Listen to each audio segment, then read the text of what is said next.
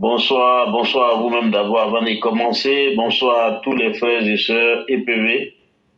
Voilà, je voudrais, avant de commencer d'ailleurs, pour dire que à la réunion du RHDP la fois passée, j'ai vu la famille EPV, le frère Koné, Fiona, et puis oui, c'était les deux, je crois, oui, les deux. Et puis, j'ai connu d'autres frères aussi dans la salle, peut-être avec qui nous échangeons énormément sur la situation, la problématique du développement de notre pays.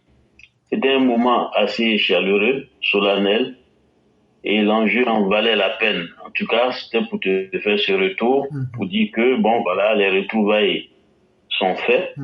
Et je souhaite que ça soit quelque chose de très productif pour notre pays, voilà, pour lequel nous nous rassemblons et pour lequel aussi nous sommes prêts à faire d'énormes sacrifices avec l'aide de Dieu et sa grâce.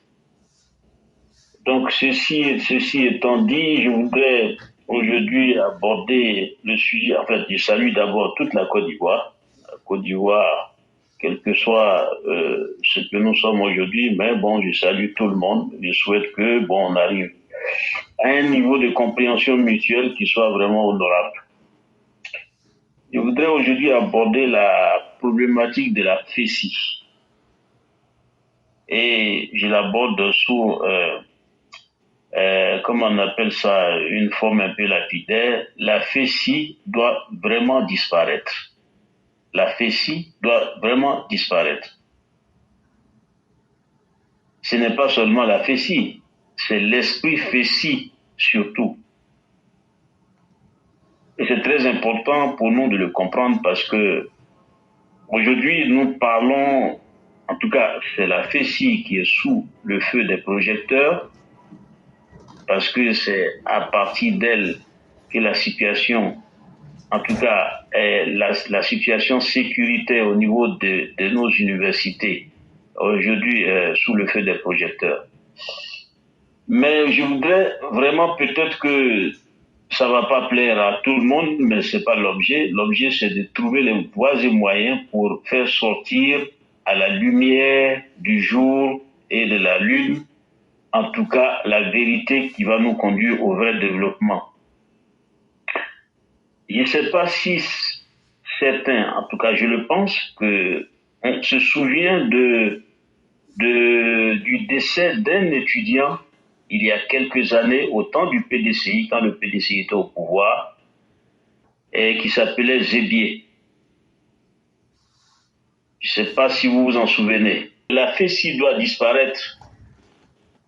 Ce n'est pas seulement la FECI, c'est l'esprit FECI qui doit surtout disparaître. Et je rappelais que, est-ce que quelqu'un, je le pense vraiment, se souvient du décès d'un étudiant qui s'appelait Zébier au moment où le PDCI était aux affaires.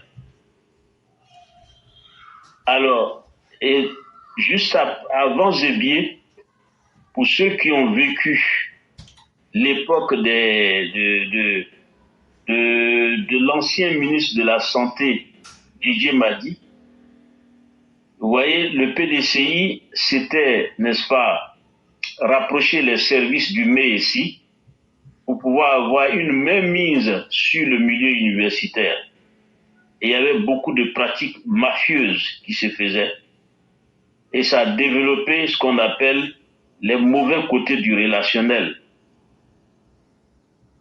Ben, le PDCI a fait cela à l'époque et apparemment ça leur réussissait bien. Donc ils utilisaient les étudiants, certains étudiants, pour mettre la main, entre guillemets, sur la majorité des étudiants afin d'éviter des contestations au sein du campus universitaire. Le phénomène, donc, a été savamment étudié par l'opposition de l'époque, je veux parler de Laurent Gbagbo et de ses amis, et qui ont trouvé, en tout cas dans leur laboratoire, important et nécessaire de penser aussi une fédération, en tout cas une association estudiantine, qui pourrait non seulement contrebalancer le MESI, mais aussi avoir une politique de gauche entre guillemets, parce que je pense toujours, et avec des preuves à l'appui, le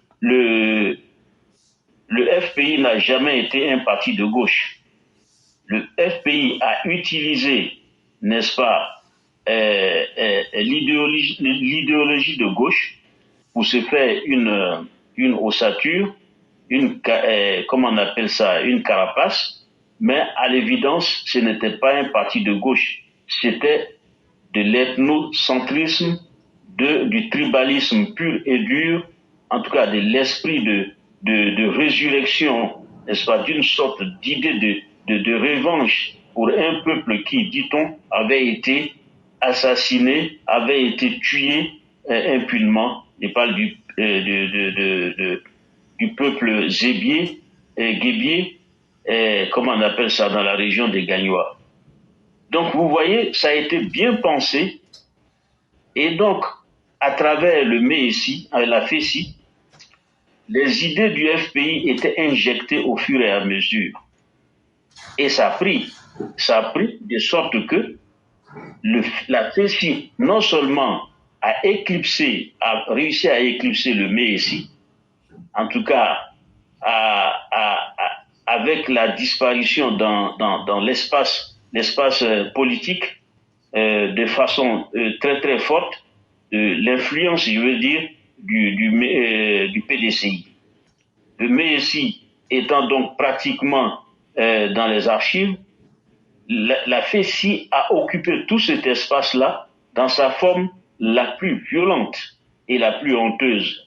Et ça a été quelque part beaucoup, comme les amis l'ont déjà souligné, la FESI a été utilisée donc dans le but, n'est-ce pas, de réparer tous les torts qui avaient été causés à la société ivoirienne, notamment au fait qu'il fallait forcément être du parti au pouvoir qui était leur bourreau, entre guillemets, pour accéder aux responsabilités dans tous les sens, non seulement dans tous les sens, mais surtout la vie dans les campus. Parce que les étudiants, depuis quelques années, avaient commencé à vivre difficilement dans les campus parce que l'État avait moins de moyens pour rendre la vie estudiantine plus heureuse qu'à l'époque du MESI, au temps où la Côte d'Ivoire avait connu ce qu'on appelle le miracle ivoirien.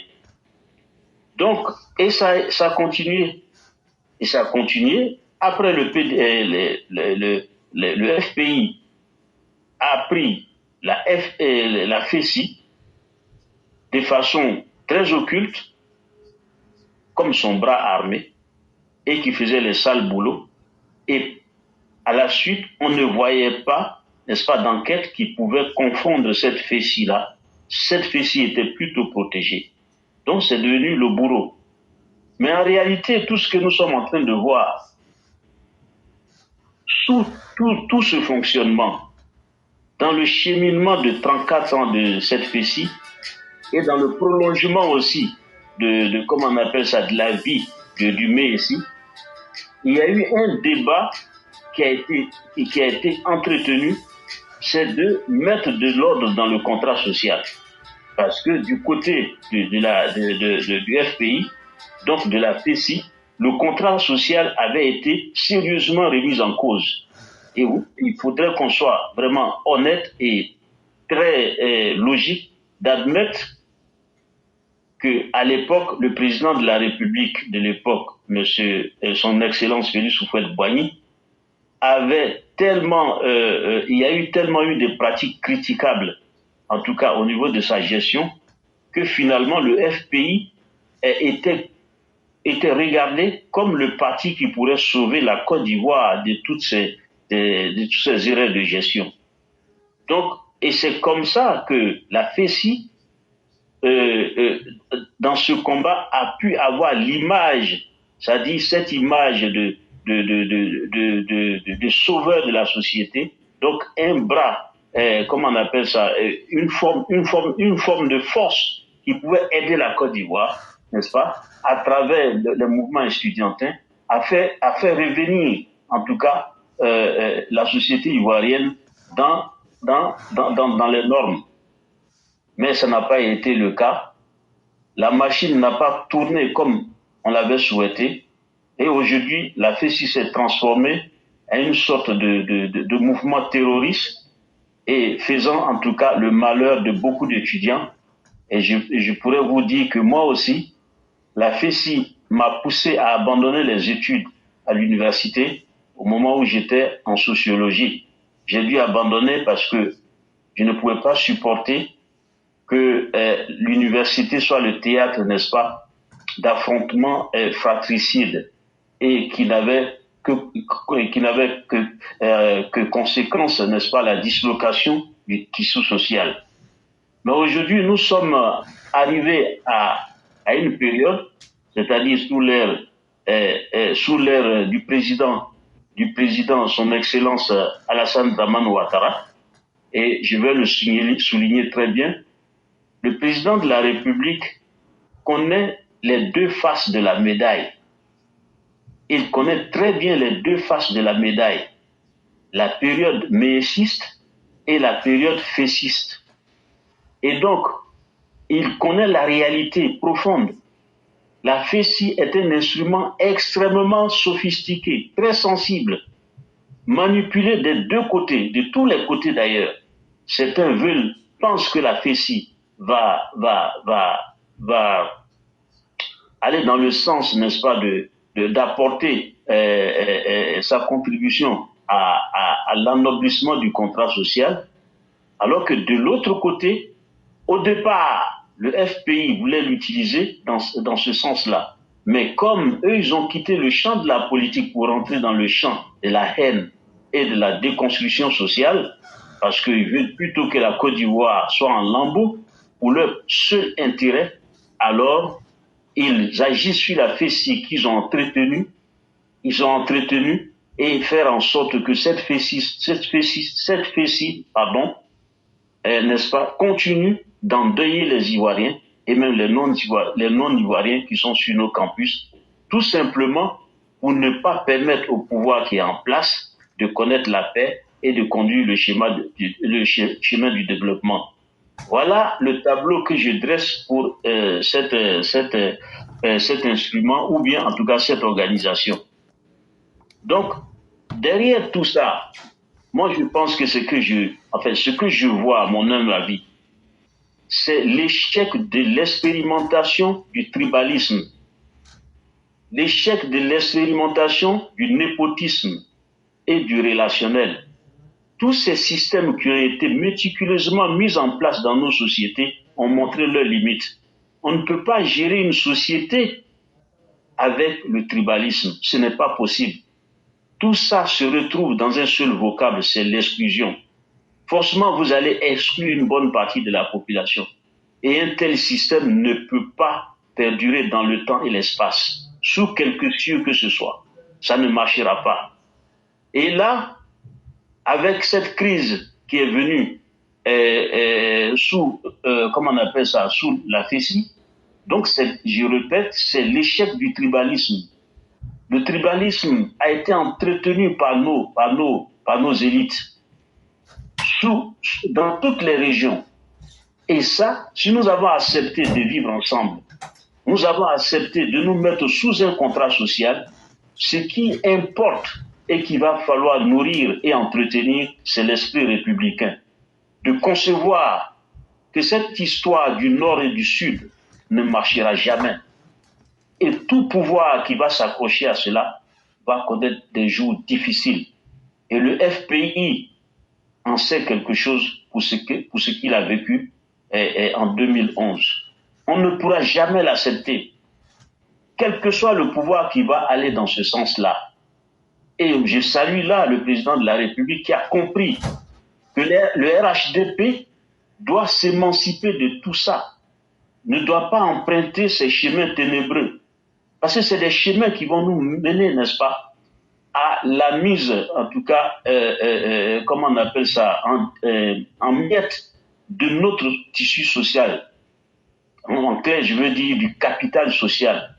La Côte d'Ivoire a eu un bon capital social avec le président son Excellence Félix Houphouët-Boigny, Malheureusement, je voudrais vraiment le reconnaître, et c'est lui-même aussi qui a mis le pied dans le plat. Et ça, je trouve ça dommage. Je reconnais la grandeur de l'homme. Je reconnais qu'il a apporté beaucoup à la Côte d'Ivoire.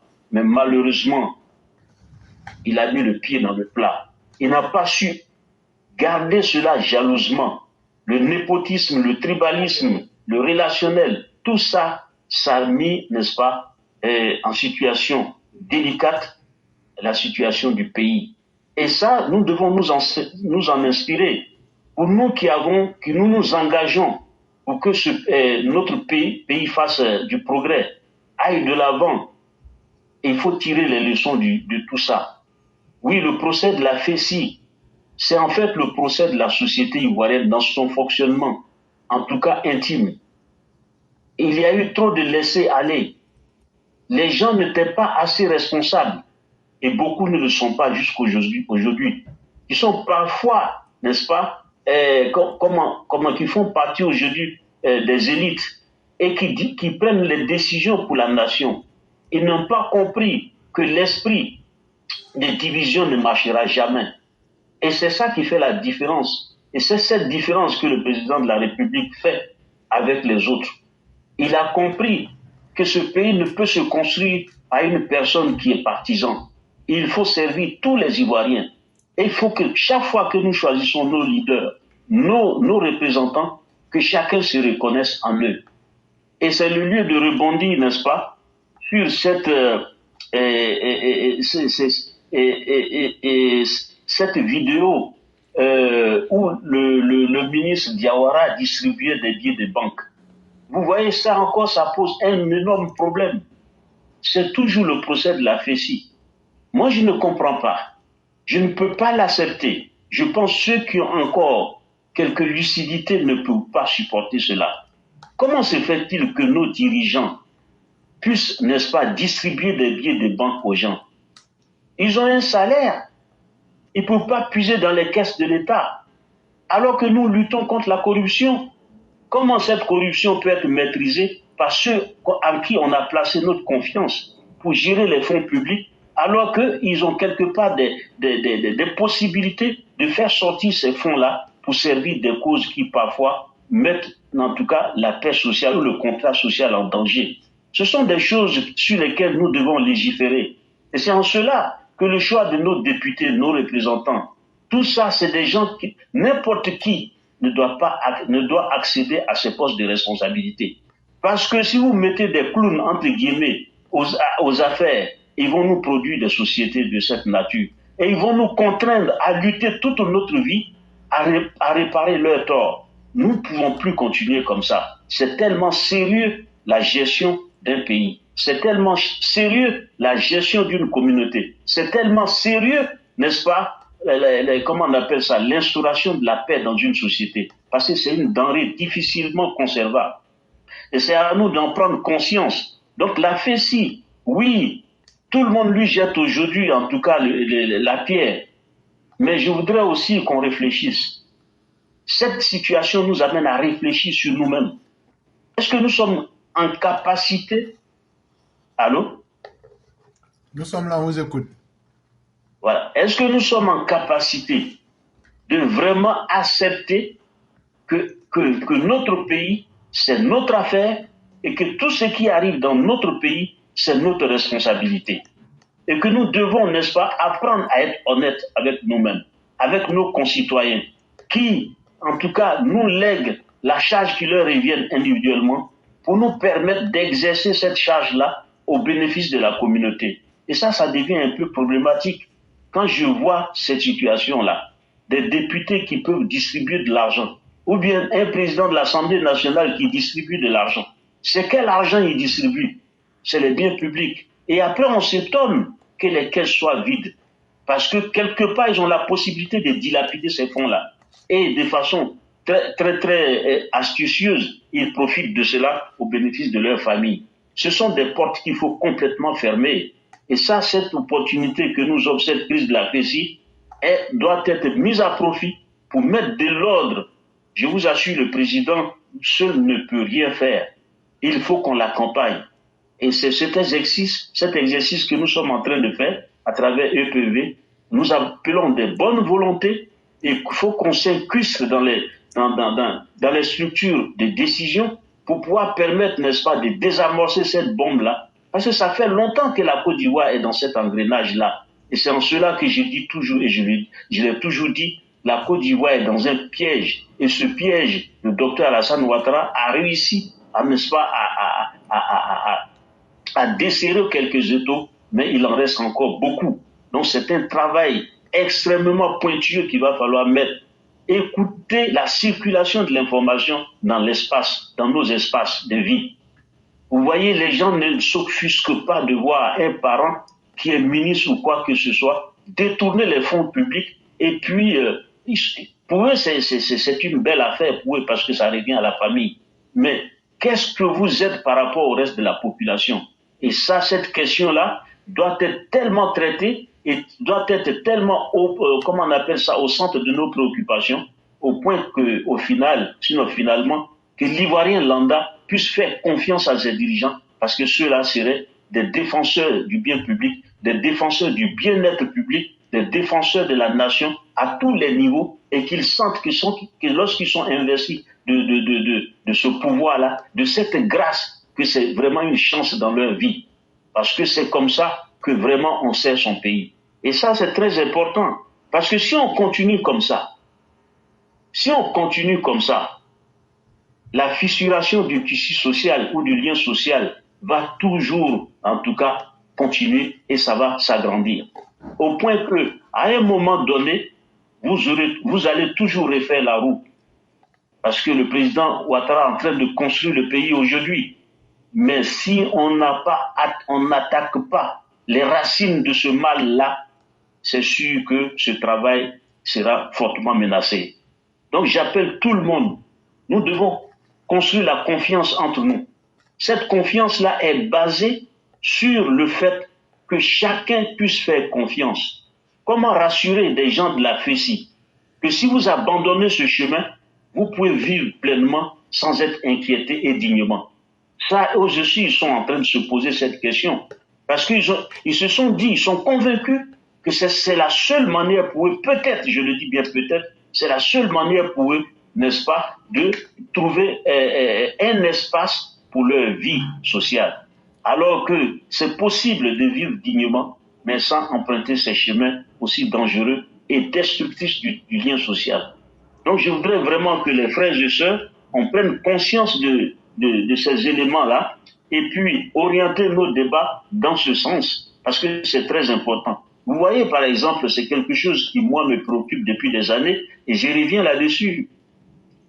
Quand je regarde la société ivoirienne, d'aucuns me diraient, mais est-ce que vous avez été aussi dans les pays limitrophes? Ce n'est pas ça mon problème, prioritairement. Ce qui compte, c'est ma responsabilité vis-à-vis de mon pays. Je pense que ça doit être la préoccupation de chaque Ivoirien qui vraiment aspire à voir son pays, en tout cas qui lutte chaque jour à faire avancer son pays. Et c'est pour cette raison que moi j'aime le président. Parce que je ne l'aime pas parce que c'est Alassane Ouattara. Parce qu'il incarne quelque chose de très fort, des valeurs énormes, de travail, d'honnêteté, d'engagement dans le travail, le respect du bien public et aussi la lutte pour le bien-être des Ivoiriens. Que la situation de chaque Ivoirien, en tout cas, s'améliore et s'améliore très très bien. Vous voyez, moi j'ai remarqué, je ne sais pas si vous serez d'accord avec moi, donc je soumets ça à l'analyse de tout le monde parce que je ne suis pas Dieu. Donc vous pouvez peut-être me contredire et peut-être ça va me permettre moi d'évoluer dans ma compréhension des choses. Je dis que la Côte d'Ivoire, les Ivoiriens sont très très mal logés. Les Ivoiriens sont très très mal logés. Les Ivoiriens sont très très mal logés et vivent dans des conditions d'insalubrité parfois et vraiment qui ne va pas avec l'image qu'on se fait de la Côte d'Ivoire. Et ça peut nourrir des frustrations au point de servir des organisations de cette nature qu'est la FECI. Vous voyez, nous voyons tous aujourd'hui la FECI, mais la FECI a gangréné dans son esprit tous les aspects de nos sociétés. Vous arrivez dans une administration, Les gens veulent vous soutirer forcément de l'argent. Mais ils font ça à qui? À leurs propres frères. À qui il devait être constitué une sorte de sécurité. On devait être content d'aller dans une administration pour aller régler nos problèmes. Mais aujourd'hui, l'administration est un bourreau. Et c'est partout comme ça. Dans le milieu, comment on appelle ça, sanitaire, je parle des hôpitaux, alors que des investissements massifs et vraiment sérieux, importants ont été faits pour pouvoir permettre aux Ivoiriens d'accéder aux soins avec de moindres frais, de moindres coûts. Mais comment se fait-il que beaucoup d'Ivoiriens, en tout cas non des moindres, sont en train de dire aujourd'hui que la santé coûte cher? Parce qu'il y a des pratiques mafieuses dans tout ça, c'est l'esprit fessiste. Tout ça, ça doit être combattu. Et je vous dis, nous sommes dans un changement d'échelle. Nous ne sommes pas en train de voir la Côte d'Ivoire de façon sectaire, mais c'est dans son entité. Parce que chaque fois que des secteurs sont comment on appelle ça, sont attaqués, et c'est comme ça qu'on disloque le tissu social, le lien social, et on met en péril tout le travail de développement qui s'est fait. Nous voulons protéger notre développement au prix de notre vie. Je le dis, c'est ma conviction, c'est pour ça que je vis. Je n'ai pas besoin d'avoir de l'argent pour cela, mais ce qui importe, moi je veux que mes enfants, que nos enfants, que tous ceux qui ont péri parce qu'ils aspiraient à cela, voient que ce pays est en train de réaliser ce rêve. Parce que c'est ça qui va vraiment témoigner de notre sincérité, de notre engagement et de la beauté de notre travail et aussi de nos convictions. Je vous invite tous à rejoindre ce bateau. Parce que le président, il a besoin des bras. Et le président, il faudrait aussi qu'il comprenne qu'il ne peut pas faire aussi n'importe quoi. Ça, c'est très important. Nous l'aimons, mais nous surveillons le processus. Nous surveillons le processus. C'est en cela que j'ai apprécié une sortie, comment on appelle ça, d'éclaireur qui disait, si vous qui êtes au RHDP, nos responsables, vous acoquinez avec ces pratiques-là, nous allons vous dénoncer. Et effectivement, sans état d'âme, nous sommes comme ça. Nous n'allons pas, n'est-ce pas, pactiser avec le diable. Parce que nous savons tous que c'est le péril commun que nous sommes en train de préparer. Mais ce n'est pas le chemin que nous allons prendre. Tous ceux qui veulent nous conduire à cela, et c'est en cela d'ailleurs que je me suis arraché complètement de Laurent Gbagbo, que j'admirais quand j'étais étudiant. Parce que j'ai cru qu'il c'était très courageux de dire certaines vérités au président de la République, Feu Félix Houphouët-Boigny, que nous aimons toujours, nous aimions aussi, et nous continuons de l'aimer parce que, quand même, il a apporté beaucoup à la Côte d'Ivoire, mais nous ne pouvons pas l'aimer et mettre en péril la Côte d'Ivoire, ce qui s'est passé à un moment donné de son existence. Il y a eu beaucoup de pratiques, beaucoup de laisser-faire, il y a eu beaucoup de pratiques qui ont été bénies par la main de certains dirigeants de l'époque. À l'époque, nous ne voulons plus que ça continue. Et le président Alassane Dramane Ouattara, que nous accompagnons en ce moment, nous ne voulons pas qu'il tombe dans ces pratiques-là et qu'il ne cède pas, n'est-ce pas, à ces pratiques-là.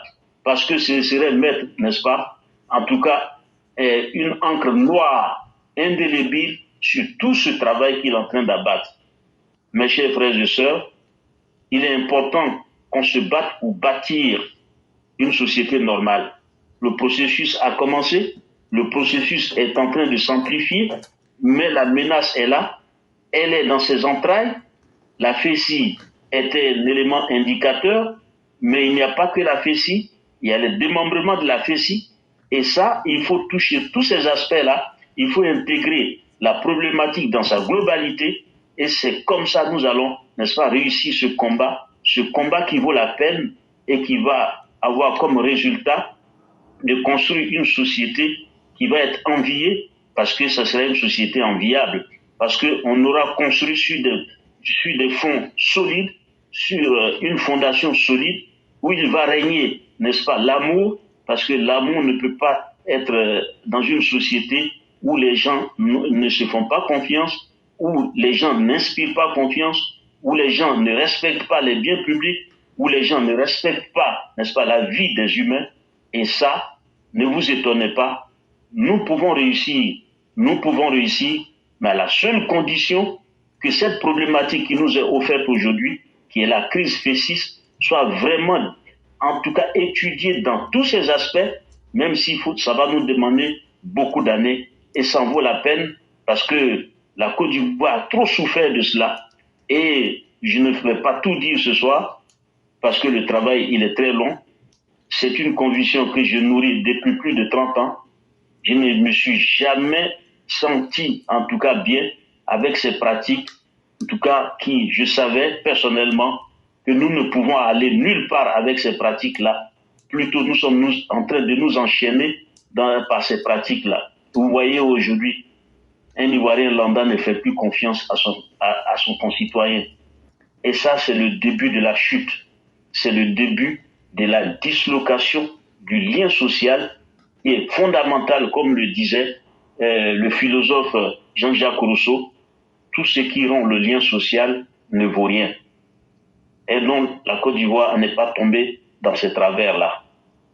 Je voudrais m'arrêter là, vous souhaiter vraiment une bonne soirée et dire à tous ceux qui nous ont écoutés de garder le courage, de nous aider. Nous sommes des humains, nous avons nos pesanteurs, nous ne voyons pas tout juste, mais votre contribution aussi peut nous permettre de vraiment apporter ce qu'il y a de potable pour la construction de cette nation, de cette belle nation qu'est la Côte d'Ivoire. La Côte d'Ivoire n'est pas pour la Côte d'Ivoire seule. La Côte d'Ivoire est une étoile, et cette étoile-là, laissez l'humanité l'admirer dans le firmament. Bonsoir et bonne soirée. À bientôt. Au revoir.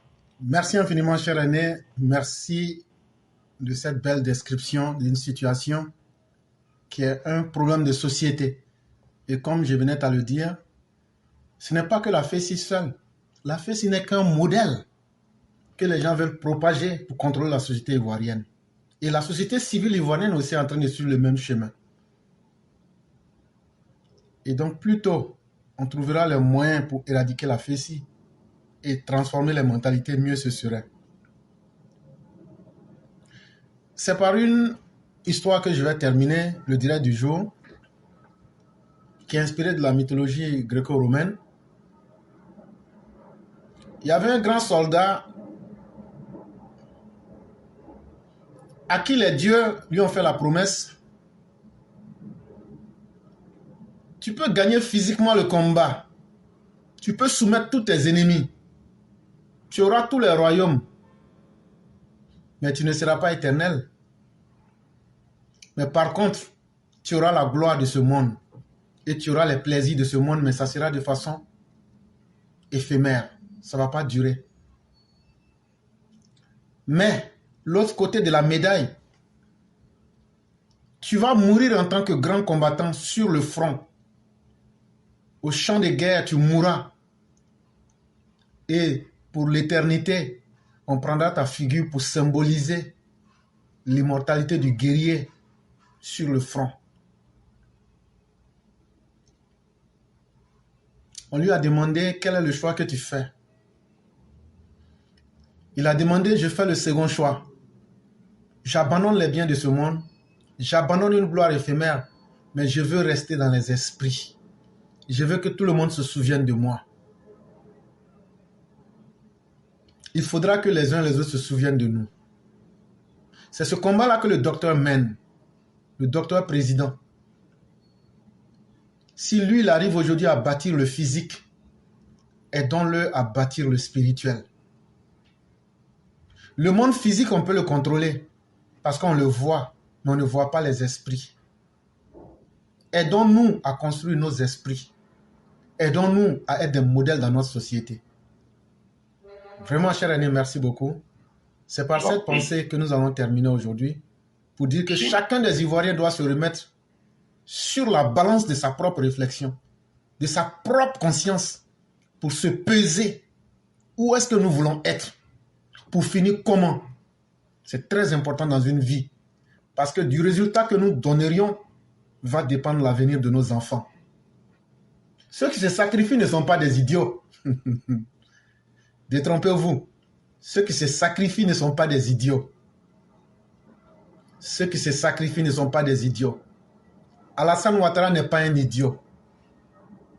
L'aîné Amara Bakayoko n'est pas un idiot. Mère Blanc n'est pas une idiote. L'aîné Koulibaly n'est pas un idiot. Les élèves de la classe ne sont pas des idiots. Les autres sociétés étaient pires que celle-là. Mais ce sont des gens comme nous qui les avions fait avancer. Et il faut des gens comme nous pour faire avancer le monde. Il faut des gens comme nous pour faire transformer les esprits. Restons déterminés. Quelle que soit la langue que vous parlez, quelle que soit votre condition sociale, quelle que soit votre condition, même si vous êtes le plus petit, si vous pouvez aider à construire cette société, prenez votre place pour y apporter votre contribution. C'est ce que nous faisons tous les jours ici. Nous n'avons personne comme ennemi. Notre seul ennemi, c'est le mal. Notre seul ennemi, comme disait notre père, c'est les pesanteurs qui nous tirent vers le bas astral. Ce sont nos faiblesses qui sont nos ennemis. Chère Côte d'Ivoire, il est temps qu'on se réveille. Chacun de nous passera, mais la Côte d'Ivoire doit continuer. Il faut qu'elle continue dans un aspect acceptable avec nos enfants, avec nos arrière-petits-enfants, pour qu'ils disent un jour, c'est vrai, ces gens-là se sont battus. Moi, je préfère que l'histoire retienne de moi que je me suis battu, plutôt que d'avoir simplement été un étant, un existant. Cher père, en 2 minutes, on va vous permettre de nous faire une conclusion brève. Et après cela, nous, on va prendre la route du travail. Vraiment, merci à tous les EPV et on vous souhaite une excellente soirée. Merci EPV. Franchement, c'est bon. La conclusion, vous l'avez déjà donnée. Hein. Et voilà, je pourrais peut-être utiliser une autre formule. En tout cas, c'est la même chose en réalité. Donc, je pourrais dire que la tâche qui est la nôtre aujourd'hui est très lourde. Et parfois, devant l'immensité, n'est-ce pas, de la problématique fessiste qui trouble nos sommeils, qui, n'est-ce pas, nous met dans une anxiété de la dimension de la mer et parfois du ciel, nous pouvons choisir de faiblir et de retourner nos pas, de renoncer, n'est-ce pas, au combat. Mais ce qu'il faut retenir, qu'on fasse ainsi ou qu'on s'engage, reculer c'est encore pire. Mais s'engager, c'est réduire, n'est-ce pas, cette force. Et c'est en réduisant cette force, petit à petit, que nous allons voir poindre, en tout cas l'aurore. Donc engageons-nous, allons au combat, ne renonçons à rien, prenons de la fessille, le courage, ce courage sale qui les amenait, n'est-ce pas, à tuer leurs propres frères et sœurs. Prenons cette force et transformons cela en une force productrice positive pour construire la Côte d'Ivoire. Rien n'est perdu. Nous pouvons faire mieux. Le président actuel nous l'a montré. À un moment, on avait désespéré de réaliser tout ce progrès qui se fait maintenant. Avec ce président, il est en train de nous montrer que tout est possible. À la seule condition de changer notre façon de faire, nos pensées, de voir l'autre comme un autre moi. Voilà. Et c'est comme ça que nous allons changer cette Côte d'Ivoire. Nous pouvons le réussir. Les énergies sont là. Tout simplement, comme l'a dit Éclaireur et bien d'autres personnes, il faudrait qu'on croie en la vérité. C'est tout. Et de payer le prix pour cela. Je pense que c'est à la seule condition que nous allons réussir.